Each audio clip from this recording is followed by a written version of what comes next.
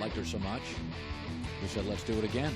Now, you cover not only the Cowboys, we'll get to the Zeke stuff. There's some information you just got on a text. I love when reporters are getting text as they're on the set. You also cover the Saints.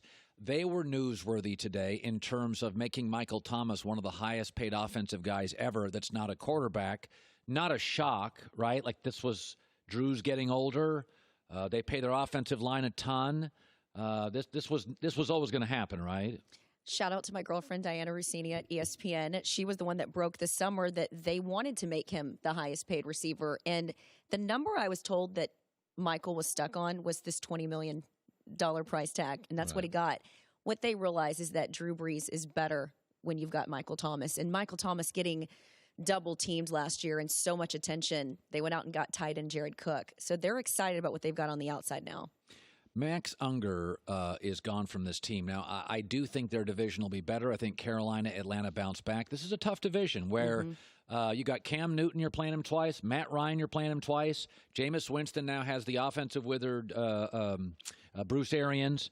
I don't think they're quite the team. What do you make of the Max Unger? And again, fans don't care about centers. That feels like a loss to me. It is, and it's one we're not talking about enough. I mean, Unger was so reliable as a starter for you there, but they went out and they got Eric McCoy. He's the kid from A&M. Cameron Tom is a guy that's been getting some reps there with the first team. I was told don't read into that too much, though. And then they've got the kid that they brought over from the Vikings, Easton. Yeah. So we'll see how that fleshes out. But I do think it's a storyline we're not talking enough about. But why do you think that the Saints are going to have a little bit of a fall off? Well, I think there's the emotional stigma of the loss to the Rams. They're still talking about it. Unger, Mark Ingram gone. I think Drew Brees at the end of last year, listen, this is why I know he's not taking steroids. He and Brady didn't have great Decembers. They're aging like men do at 40 athletically. He didn't throw the ball down the field. He looked tired. Tom did not play well in the Super Bowl, did not play well in the AFC Championship. Tom in December's numbers last several years haven't been as good. It's the reality of that's why I know these guys are clean, right? They're not hitting 58 homers at 38 years old. And I also think there's a reality to it is that Carolina, this is a huge year for Ron Rivera and Cam. It'll be a very motivated Carolina team. They got jobs on the line. I think Dan Quinn, he's got to win this year. Arthur Blank is fairly impatient. So I think this is a tougher than you think division. I think Jameis plays better with Bruce. It's not that New Orleans is not great. I just think, outside, the Patriots have this big advantage. They generally face three dysfunctional teams. This division, the NFC South, is kind of a coin flip. That's why it's always so fun to cover this one. But with that being said, everyone had the exact same line of thinking after the miracle in Minnesota. And then look what New Orleans was able to do last year. Now, to your point, they don't have Mark Ingram. I do believe that was far more of an emotional loss for them than even that Rams game. I mean, it hurt the players. Cameron Jordan, I know, has been on your show. Yeah. He's talked to me about it. I know that Alvin Kamara hated seeing the boom and zoom duo broken up, but they are confident what they're seeing from Latavius Murray. And I think we're still going to see Taysom Hill utilized in ways that we haven't seen yet. The fact that he is able to play so many positions. I also know that loss got in Sean Payton's crawl space. And if there's any guy you don't want to count out, especially when it comes to bulletin board material, it's Sean Payton. I'm not betting against that guy, especially when I saw how they were able to overcome a devastating loss on the road to Minnesota, a year that they really should have been able to make a push for it. And even last year, I thought had all of the pieces in place to really make a run at the Super Bowl. And how much better would the Super Bowl have been had we seen the Patriots and the Saints? Yeah. Let's go to Zeke Watch. All right.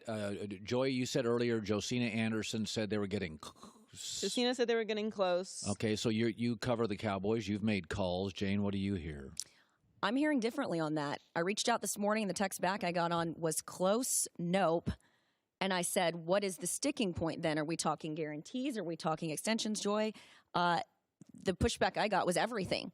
Now, my follow-up question was, okay, well, do we anticipate we're going to see him show up in Oxnard on August 6th, this arbitrary deadline we've been hearing about, how it affects him being a restricted free agent after this year?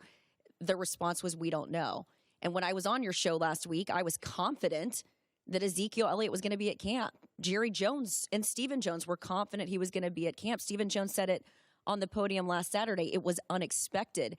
And then you throw in the optics of this training in Cabo thing. Now, look, he came back from suspension looking better than ever, and he might very well be training on the golf courses he did last time, staying at Diamante, which is what his agent Rocky Arsenault owns a place there.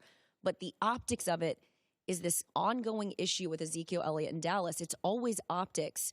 These incidents in the offseason, do they rise to the criminal level? No. But it's the optics that they find themselves constantly waiting in. Rocky should have done is take Ezekiel Elliott and go to Wyoming and train, post videos of him being a beast in the gym. But I think this is frustrating, and I know that the Cowboys aren't pleased about it. Well, I mean, if Zeke wasn't a football player, if there was a young man and you're like, we really like him, but the optics always look bad, you'd say, oh, he makes poor decisions. I think that's what Zeke does. He makes poor decisions. He's not a poor person. He's not a bad guy, but there are immaturity issues, and I think Dez had him early, and they moved on him. Zeke's a more impactful player than Dez. You know, Jerry's funny. We view Jerry as pro player. Is that overstated? He is pro player, but I think what shouldn't get lost in this either. Did you guys watch the All or Nothing special that was on Amazon? I watched 2 episodes, yeah. Okay. One of my favorite scenes from that, I think that spoke volumes, was Jerry Jones coming from across his desk. You know, when you've got a boss, I'm sure you guys have all had him. They're not talking to you from across the desk. He's sitting right next to you. And he pats Zeke on the leg and he says, I went to bat for you. I was there for you. So I think that shouldn't get lost in all of this, in the sense that I think his management team needs to be careful here. What I respect about the Cowboys in that locker room and the way they operate is this is not like a Pittsburgh situation. They're not throwing Zeke under the bus. They get that this is a business decision. They want him to get paid. The Cowboys want him to be paid. I've told they feel good about the offer they put on the table right ahead of training camp. And the good news is, too, I think the encouraging news for fans is I'm told the lines of communication have stayed open. They're in constant contact with Ezekiel Elliott and his team. So it's not like they've walked away from this and said, we're disgusted by the offer. This is appalling. This is lowball. I haven't heard anything along those lines. So the conversations continue. I think the other question we have to ask, and I don't know the answer to, is how broke is Ezekiel Elliott? Can he afford to miss game checks? I've got to think that he missed 6 game checks during the suspension. He probably doesn't want to miss game checks this year. Yeah, because players are paid only during the season. Mm-hmm. So that means they have long off seasons of no income. That's interesting, by the way. I think that's something we have to think about, and I think that is why I believe this deal gets done. Doesn't mean that he's at camp next week. Does that mean that we see him in the preseason? No, but people are not worried about Ezekiel Elliott. I mean, he's missed practice and preseasons before and still gone on to be a rushing champion. So they're not concerned about that, and I don't anticipate that this thing is going to get ugly. When I look back at the DeMarcus Lawrence conversations, there was a lot of wisdom that maybe he may not be back. They went out and got Robert Quinn on the defensive line just in case, and then they ended up having what David Cantor, DeMarcus Lawrence's agent, described as a come-to-Jesus meeting, and they got the deal done.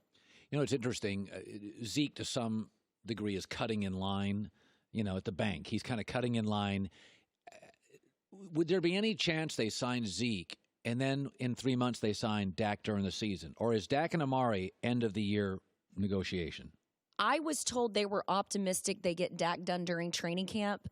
But when we pressed Stephen Jones on this over the weekend, he brought it up in the sense that they've made offers they feel good about to all 3 guys. Oh, they have now. They have. All 3 guys they've got offers on the table, but he also said it takes 2 people to get a deal done. So I think Amari Cooper's agents, who I've said have been, the one thing I can say about Amari Cooper, his team as well as Amari Cooper, they haven't been talking to the press a lot on this. You haven't heard a lot about Amari Cooper's deal. He always plays chess in the locker room. I think he's been playing chess with the Cowboys on this, waiting to see what that Michael Thomas deal bared. And I think that's where they start some discussions. It's exciting. So when you go to the Cowboys camp, did this year feel different? A couple of years ago, it felt like there was a lot of tension with the Zeke stuff. How's camp feel this year? I think a better comparison is this year's camp compared to last year. Last year's camp was so flat without Des Bryant, without Jason Witten, this idea that they were going to go do a running back by committee, a tight end by committee. The fans felt like they fell off a little bit. This year, Jason Witten was back. There's an excitement. The fans are genuinely excited about Dak Prescott, Amari Cooper. And there's this optimism around this offense and what we're seeing from Dak. He's looked so consistent at practice.